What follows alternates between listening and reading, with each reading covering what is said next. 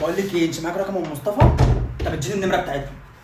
دي مديه ابنها 4 علب لانش بوكس، انا هاكله امتى ولا هشرح له امتى، ولا الواد بعد اصلا اول بوكس هينام، انا هشرح له امتى؟ اديني رقمها. امم امم خش اقعد جوه. اي يا حبيبتي، قال اهلا ولا سهلا يا ام مصطفى.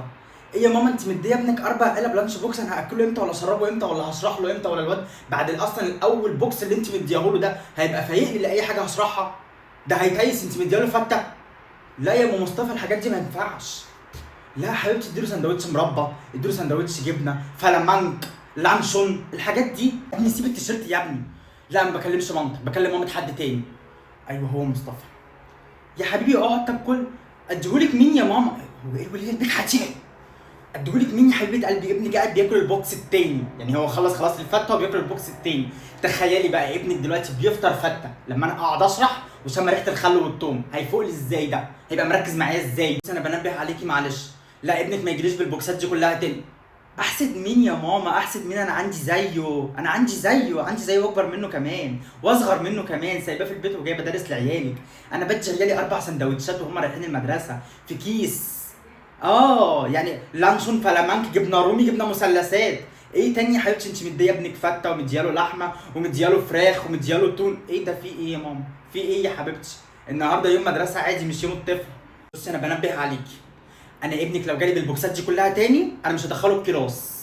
خلاص. معلش. اقعد يا مصطفى، اقعد يا حبيبي.